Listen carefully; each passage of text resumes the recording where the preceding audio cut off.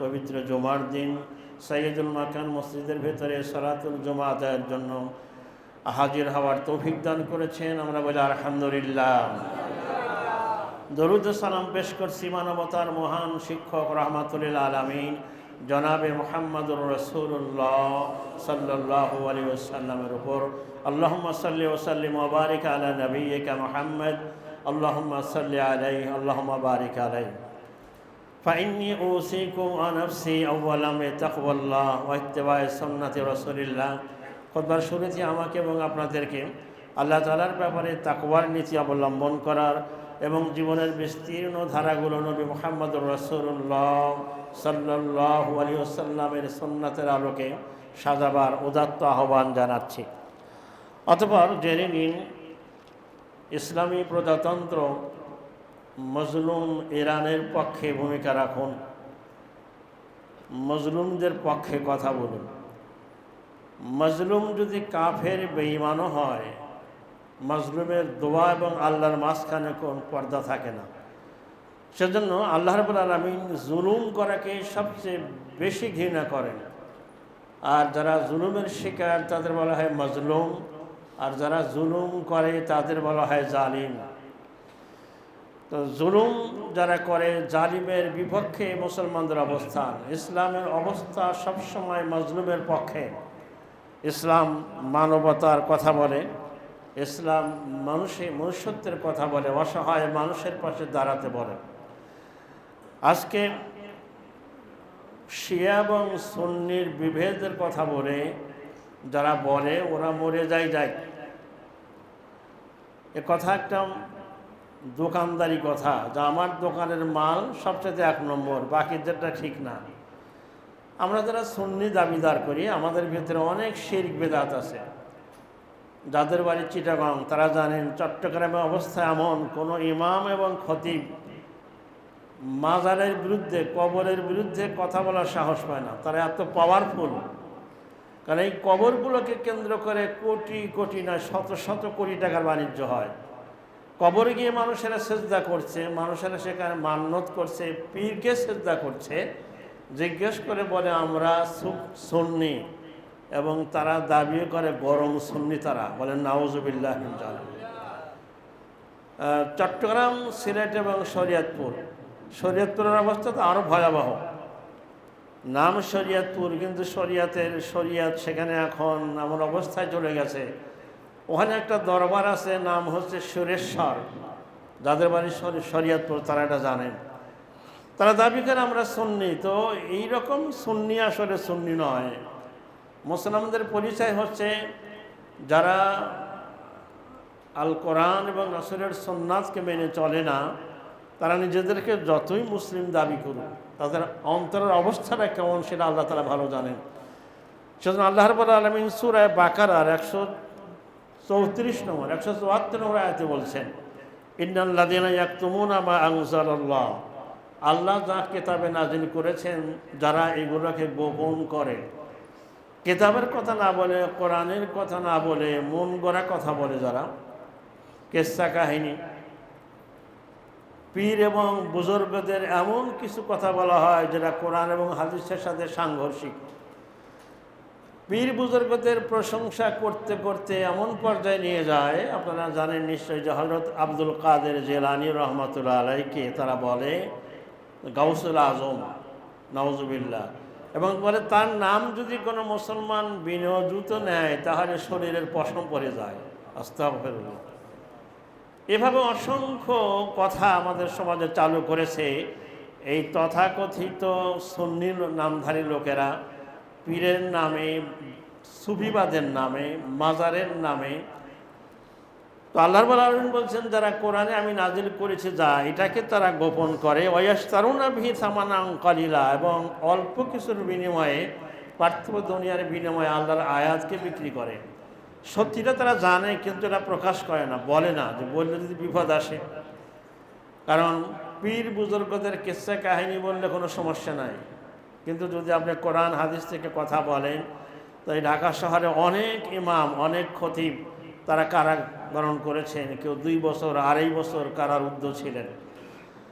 আল্লাহ রাব্বুল আলামিন সাবধান করছেন যারা ইলমের অধিকারী, যারা উলামায়ে কেরাম, তাদের দায়িত্ব হচ্ছে তারা কোনো কিছুই গোপন করবে না। এই কোরআন আল্লাহ যা বলেছেন সব মানুষের কাছে পৌঁছাতে হবে। আল্লাহ রাব্বুল আলামিন বলছেন, বাল্লিগ মা, হে রাসূল, আপনার কাছে যা নাযিল করা হয়েছে এটা আপনি প্রচার করুন, পৌঁছে দেন মানুষকে। যদি তা না করেন তাহলে আপনি রিসালাতের মহান দায়িত্ব পালন করেন নাই বলে ধরা হবে।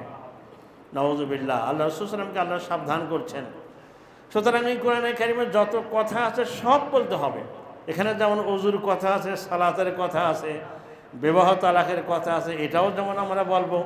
পাশাপাশি মহাকাশের কথা আছে, সৌরজগতের কথা আছে, সাগরের কথা আছে, মহাসাগরের কথা আছে, জালিমের কথা আছে, মজলুমের পক্ষে ভূমিকা রাখার কথা আছে, এগুলো আমাদের বলতে হবে। তো আল্লাহ রাব্বুল আলামিন সূরা আলে ইমরানে আরেকটু চমৎকার করে বলছেন যে তোমরা যখন এক সময় বিভেদের ভিতরে বিভক্ত ছিল দলে দলে, ওলা আল্লাহ রাব্বুল আলামিন বলছেন, ওয়াযকুরু নি'মাতাল্লাহি আলাইকুম ইয কুনতুম আ'দাআন, তোমরা সেই সময়ের কথা স্মরণ করো যখন তোমরা পরস্পরের দুশমন ছিলে, একজন আরেকজনকে হত্যা করাকে বৈধ মনে করতে, প্রতিশোধ গ্রহণ করতে তোমরা। ফাআসবাহতুম বিনি'মাতিহি ইখওয়ানা, যখন তোমরা ইসলাম গ্রহণ করলে, ইসলামের বদৌলতে তোমরা পরস্পর ভাই হয়ে গেলে। বলুন সুবহানাল্লাহ। মক্কা থেকে হিজরত করে মদিনায় গেলে মুহাজিরদের কোনো সম্পদ নেই, সব কিছু রেখে মদিনায় গিয়েছেন। মদিনার আনসার সম্প্রদায় মুহাজিরদেরকে তাদের যেভাবে সহযোগিতা করেছেন, বাড়িঘর দিয়েছেন, এবং এমনও বলেছেন যে আমার 4 জন স্ত্রী আছে, আমি তালাক দেবো একজনকে, যেটা আপনার পছন্দ হয় সেটাকে আমি বিয়ে করবেন। বলেন আল্লাহু আকবার। আমার 2টা বাড়ি আছে, একটা বাড়ি আপনাকে দিয়ে দেবো। তো মক্কার মুহাজির ওই ভাই বলছেন, দেখেন ভাই এত কিছু লাগবে না, আপনি মদিনার একটা বাজার দেখিয়ে দেন, আমি সেখানে গিয়ে ব্যবসা করতে থাকি। এই ব্যবসা করতে করতে এই সাহাবী মদিনার সবচেয়ে ধনী ব্যক্তি হয়ে গেলেন। আল্লাহু আকবার। ইসলাম মানুষের ভিতরে ভ্রাতৃত্ববোধ তৈরি করে। আল্লাহ বলছেন, তখন ইসলাম তোমাদেরকে পরস্পর ভ্রাতৃত্ববোধ শিক্ষা দেয়, তোমরা হচ্ছে পরস্পর ভাই ভাই হয়ে যাবে, তোমরা কখনো একজন আর একজনকে শত্রু মনে করবে না। আলাইকুম বিল জামা, তোমাদের দায়িত্ব হচ্ছে, তোমাদের বড় ফরজ হচ্ছে ইসলামের বিশ্বায়নকে ফরজ রূপে গ্রহণ করা, ইসলামের বিশ্বায়নকে অপরিহার্য রূপে গ্রহণ করা। ওয়া ইয়াকুমুল ফুরকা, এবং কখনো পৃথক হয়ে যেও না। আমার বাড়ি অমুক জায়গায়, আমি এরকম নয় যে আমি হানাফি, আমাকে আহলে হাদিস, এটা নয়। আমাদের পরিচয় আমরা মুসলিম। অনেক আগে আমার মনে আছে, আপনাদের এই ধানমন্ডি এলাকাতে এক মুসল্লি মুক্তিযোদ্ধা, উনি খুবই অসুস্থ, নামাজ পড়ছেন। তো আমাকে একজন বললো যে উনি ইন্ডিয়ায় যাবে আগামীকাল, দোয়া চেয়েছে। চিন্তা করলাম তাহলে বিকেলে একটু না দেখতে যাই। ওনাকে দেখতে গেছি, উনি আমাকে এসে সালাম দিয়া প্রথম প্রশ্ন করছেন, হাসি বলেছেন। প্রশ্নটা ছিল যে মুসলমান না হানাফি। প্রশ্ন দেখছেন যে আপনি মুসলমান না হানাফি। আমি বললাম যে আমি করা হানাফি। বলছে তার মানে? উনি অনেকগুলো কথা বললেন যে আব্দুল কাদের জিলানী রহমতুল্লাহ আলাইহি, আবু হানিফা রহমতুল্লাহ আলাইহিকে তার সমালোচনা করেছেন। কারণ মানুষ মানুষের সমালোচনা করতেই পারে। কারণ ইমাম আবু হানিফা রহমতুল্লাহ আলাইহি তিনি এক জায়গায় বলেছেন তার কিতাবে, ইযা সাহহাল হাদিসু ফাহুয়া মাযহাবি, হাদিস যখন সহিহ হয়, সহিহ হাদিস পাওয়া গেলে সেটাই আমার মাযহাব। বলেন আলহামদুলিল্লাহ। কোনো মাযহাবের ইমামগণ এটা বলেন নাই যে আমি যেটা বলেছি এইটাই গ্রহণ করতে হবে। তাহলে প্রশ্ন আছে, ইমাম আবু হানিফা রাহমাতুল্লাহ কোন মাযহাব মানতেন? তারা ফকি ছিলেন, তারা গবেষক ছিলেন, তারা ইজতিহাদ করে ইসলামের বিষয়গুলো বের করেছেন।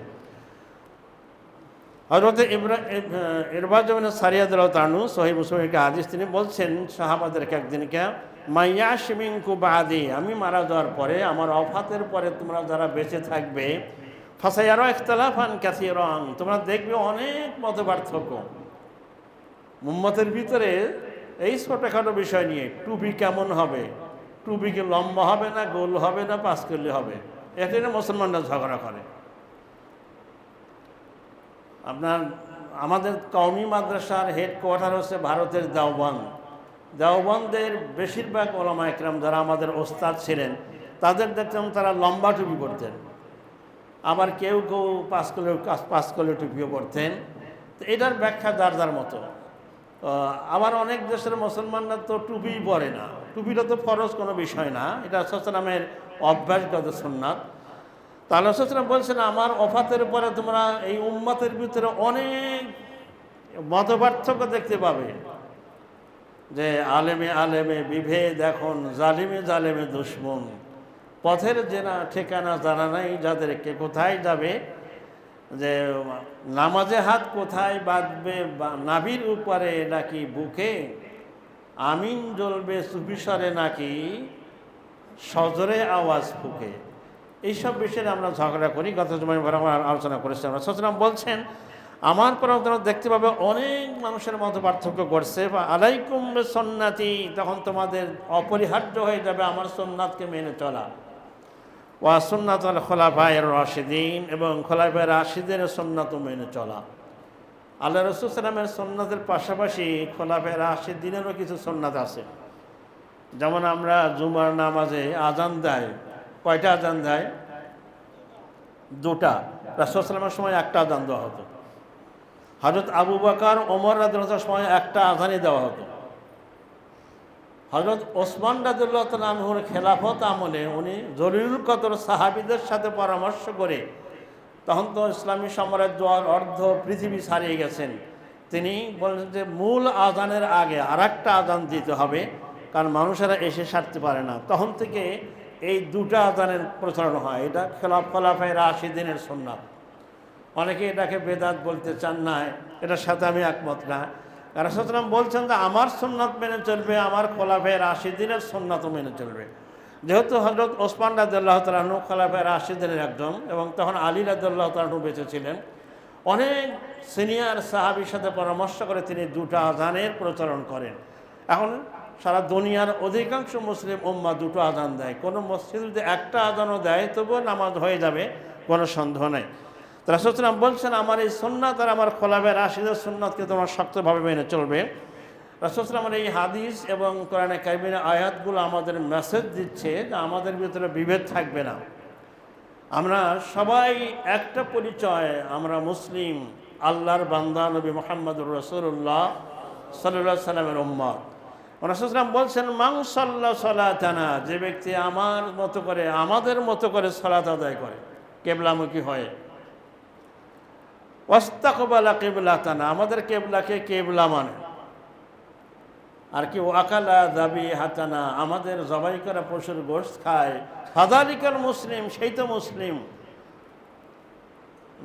লাহু জিম্মাতুল্লাহি ওয়া জিম্মাতু রাসূলিহি, তার উপর নিরাপত্তার দায়িত্ব আল্লাহ এবং আল্লাহ রসুল গ্রহণ করেছেন। সুতরাং ও মুসলমানেরা, তোমরা এদের নিরাপত্তার ব্যাপারে কোনো ব্যত্যয় ঘটাবে না। বলুন সুবহানাল্লাহ। একজন মুসলিমকে ভাই মনে করে, এটা ফরজ।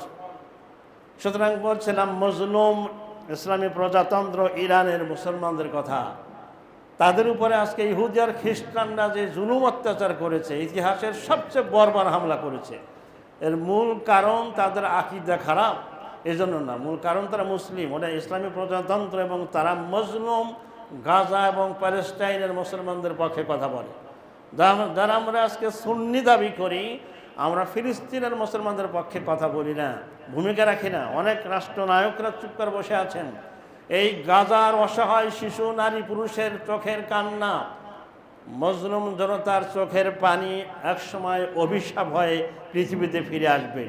আর এই অভিশাপে শুধু ইহুদি আর খ্রিস্টানরাই ধ্বংস হবে না, যেই সকল মুসলিম শাসকগণ নীরবতা পালন করেছেন, নীরব দর্শকের ভূমিকা পালন করেছেন, তাদের এই অভিশাপে তারাও ধ্বংস হবে ইনশাআল্লাহ। মনে রাখবেন আল্লাহ রাসূল সাল্লাল্লাহু আলাইহি ওয়াসাল্লামের হাদিস, উনসুর আখাকা যালিমান আও মাজলুমান, তোমার ভাইকে সাহায্য করো, সে জালিম হোক আর মজলুম হোক। সাহাবাগণ জিজ্ঞাসা করেন, ইয়া রাসূলুল্লাহ, মাজলুমকে সাহায্য করা ঠিক আছে, জালিমকে সাহায্য করা মানে কি? বলে জুলুম করা থেকে তাকে রক্ষা, হেফাজত করো, জুলুম করা থেকে তাকে থামাও, তাকে বিরত রাখো, আর যে মজলুম তার পক্ষে দাঁড়াও। তো ইসলামের শিক্ষা হচ্ছে মাজলুম যেই হোক, সে যদি আপনার দৃষ্টিতে তার আকীদা খারাপ হয়ে থাকে, অমুসলিমও হয়ে থাকে, কাফেরও হয়ে থাকে, তাহলে তার পক্ষে দাঁড়াতে হবে। হযরত ওমর ফারুক রাদিয়াল্লাহু তাআলা আনহু যখন অর্ধ পৃথিবীর খলিফা, তখন তিনি একদিন বলছেন যে আমার এই সীমানার ভিতরে, অর্ধ পৃথিবীর ভেতরে সুদূর ফোরাত নদীর তীরে যদি একটা কুকুরের বাচ্চা অথবা একটা ছাগলের বাচ্চাও না খেয়ে মারা যায়, সেজন্য আমি ওমরকে আদালতে আখেরাতে আল্লাহর কাছে জবাবদিহি করতে হবে। সুবহানাল্লাহ। সুতরাং মাজলুম যেই হবে তার পক্ষে কথা বলতে হবে। সম্মানিত মসজিদের মুসলিম কেরাম, আজকে আমেরিকার যুদ্ধবাজ রাষ্ট্রনায়ক, একে কি বলবেন, বিশ্ব বেহায়া, সে আবার বলছে আমাদের বিজয় হয়েছে। অথচ বিদেশি সংবাদ মাধ্যমগুলো বলছে আমেরিকার অত্যাধুনিক কি বলবেন ফাইটার F-13, F-15 এগুলো তারা ধ্বংস করেছে ইরানের যোদ্ধারা। তার যে অ্যাটাক হেলিকপ্টারকে ধ্বংস করেছে। তারা বলছে আমরা আমাদের পাইলটকে উদ্ধার করেছি, আর ইরানের সৈনিকরা বলছেন, কমান্ডার বলছেন ওই পাইলট আমাদের হাতে এখনো বন্দী আছে। ওই পাইলটের মাকে টেলিফোনে কথা বলেছেন, আপনি কোনো চিন্তা করবেন না, আমরা মুসলিম, আমরা বন্দীদের সাথে মানবিক আচরণ করব, আপনার ছেলের সাথে আমরা কোনো অন্যায় বিচার করব না। বলেন আলহামদুলিল্লাহ। আরও বলেছেন আপনি নিশ্চিন্তে থাকুন, আপনার এই সন্তান যদি ডোনাল্ড ট্রাম্পের সেনাবাহিনীর কাছে থাকলে যতটুকু নিরাপদ থাকতো তার চেয়ে আমাদের কাছে বেশি নিরাপদ আছে। আল্লাহু আকবার। আলী খামিনি শহীদ রাহিমাহুল্লাহ, তিনি একদিন বসে আছেন, একটা ছোট্ট ছেলে তার সাথে দেখা করতে গেছেন, গিয়ে বলছেন আপনি আমার জন্য দোয়া করবেন, আমি যেন শহীদ হতে পারি। বলেন আলহামদুলিল্লাহ। আলী খামিনি বলছেন তুমি শহীদ হতে চাও, তোমাকে আগে লেখাপড়া করে অনেক বড় হতে হবে, বড় হও, ইসলামের পক্ষে কাজ করো, দেশ এবং জাতির পক্ষে ভূমিকা রাখো, ভালো রেজাল্ট করতে হবে, এরপরে তোমার বয়স যখন 70-80 বছর হবে তখন তুমি শহীদ হবে। মানে আলহামদুলিল্লাহ। আজকে আমাদের ছেলেমেয়েদেরকে কী শেখানো হয়? আমাদের ছেলেদেরকে স্কুলে টিচার শিক্ষা দেয় তোমাদের ডাক্তার হতে হবে, ইঞ্জিনিয়ার হতে হবে, প্রফেসর হতে হবে। রাজনীতিবিদরা শিক্ষা দেয় তোমাকে ক্যাডার হতে হবে, তোমাকে চাঁদাবাজি করতে হবে। এবং ইরানের মুসলমানদেরকে যেহেতু ওখানে শিক্ষা ব্যবস্থা ইসলাম আছে, একজন শহীদের শাহাদতের মর্যাদাতে কত বেশি তাদের শিক্ষা দেওয়া হয়। সেজন্য যখন ডোনাল্ড ট্রাম্প থ্রেট দিয়েছিল ইরানের পররাষ্ট্রমন্ত্রীকে, তার জবাবে তিনি বলেছিলেন আমাদেরকে ভয় দেখাও, আমরা যদি মৃত্যুর ভয় করতাম তাহলে আমেরিকার ইসরায়েলের মতো এত বড় পরাশক্তির বিরুদ্ধে যুদ্ধ করতাম না। আমরা নিজের দেশের জন্য মৃত্যুবরণ করাকে, শহীদ হওয়াকে নিজেদের জন্য গৌরব মনে করি। আলহামদুলিল্লাহ। তোমাদের থ্রেট আমাদের পায়ের নিচে। কারণ গোটা ইরান তথ্য প্রযুক্তিতে যে পর্যায়ে গিয়েছেন, এত এগিয়ে গেলেও আমেরিকার কাছে কিছুই না। সুপার পাওয়ার আমেরিকা, তার সাথে যুদ্ধ হয়ে টিকে আছে। এবং ইরান যদি হেরে যায় তাহলে মুসলিম উম্মাহ হেরে যাবে, মনে রাখতে হবে। সেজন্য এই জালেমকে যেন আল্লাহ তাআলা শায়েস্তা করেন, তার পক্ষে ভূমিকা রাখতে হবে। কারণ গোটা ইরানটা বিশাল তেলের সাগরের উপরে ভাসতেছে। আলহামদুলিল্লাহ। শুধু ইরান কেন, গোটা মুসলিম রাষ্ট্র যেখানে আছে দেখুন না, সেখানে আল্লাহ এত সম্পদ দিয়েছে।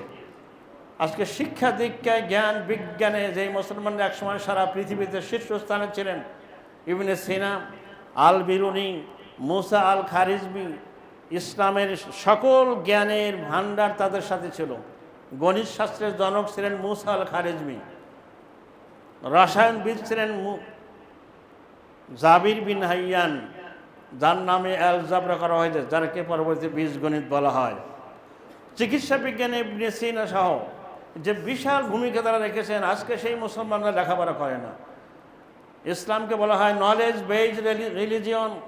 যেই কোরআনে কারিম নাজিল শুরু হয়েছিল ইকরা বিসমি রাব্বিকাল্লাযী খলাক, তুমি পড়াশোনা করো, তুমি পড়ো, পড়ার আদেশ দিয়ে যে কোরআন নাজিল হলো, আজকে দুর্ভাগ্যজনক হলো সত্য, পৃথিবীতে সেই মুসলিম জাতিদের মধ্যে অনেকেই অশিক্ষিত, এমনকি নিরক্ষরও আছে। বলেন নাউযুবিল্লাহ। মানে আরও আশ্চর্য হবেন যে আরব জাহানে বড় বড় আলেমের জন্ম হয়েছিল। বিন বাজ সহ আজকে সে আরব দেশে, আপনি আশ্চর্য হবেন, আরব দেশের লোকেরা এত বিলাসিতায়, আল্লাহ সম্পদ দিয়েছে, কষ্ট করতে রাজি না। সেখানে একজন হাফেজ হলে তাকে রাষ্ট্রীয়ভাবে এত মর্যাদা দেওয়া হয়, হাফেজ এবং আলেমের মর্যাদা সম্মান এত বেশি, একজন মসজিদের মুয়াজ্জিনেরও প্রাইভেট কার সরকার দেয়, বলেন আলহামদুলিল্লাহ। সেই সৌদি আরবে আজকে শিশুদেরকে, ছেলেমেয়েদেরকে কোরআন শিক্ষা দেয় বাংলাদেশ এবং ভারতের মৌলবীরা। ওনাদের ভাষা আরবি, কিন্তু শিশুদেরকে যে আলিফ বা তাসা শিক্ষা দিবে এইরকম শিক্ষক পাওয়া যায় না। যারাও কিছু জানে তারা এই ঝামেলা করতে চায় না, যে এত কষ্টকর ব্যাপার। এবং আমাদের দেশের যখন কেউ হজ বা উমরা করতে গিয়ে বাঙালি সমাবেশে কথা বলার জন্য কোনো বিষয় নোট করে, তখন ওরা খুব আশ্চর্য হয়, তোমার এত কষ্ট করো, তোমার এই আরবি থেকে বাংলায় লিখতেছো, পয়েন্ট আউট করে আবার এইটা বাঙালিদের সমাবেশে বক্তব্য রাখবা, এই কষ্ট করতে রাজি না। সম্মানিত মাসজিদের মুসলিম কেরাম, সুতরাং জ্ঞান বিজ্ঞানের কোনো বিকল্প নাই। বর্তমানে এই পৃথিবীতে টিকে থাকতে হলে মুসলমানদেরকে অবশ্যই জ্ঞান বিজ্ঞান তত্ত্ব প্রযুক্তিতে এগিয়ে যেতে হবে।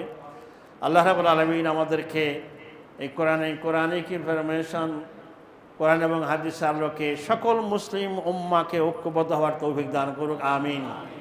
জালিমের বিপক্ষে মজলুমের পক্ষে অবস্থান নেওয়ার ভূমিকা রাখার তৌফিক দান করুক, আমিন। ফিলিস্তিন, গাজা এবং ইরান সহ সারা দুনিয়ার মজলুম মুসলমানদেরকে আল্লাহ হেফাজত করুক, আমিন। বারাকাল্লাহু লানা ওয়া লাকুম ফিল কোরআনিল আযীম ওয়া নাফা'আনি ওয়া ইয়্যাকুম বিমা ফীহি মিনাল আয়াতি ওয়াদ যিকরিল হাকীম। আকুলু কাওলি হাযা আস্তাগফিরুল্লাহ লি ওয়া লাকুম ওয়া লিসাইরিল মুসলিমিনা মিন কুল্লি যামব ফাস্তাগফিরুহু ওয়া তুবু ইলাইহি ইন্নাহু হুয়াল গফুরুর রহিম।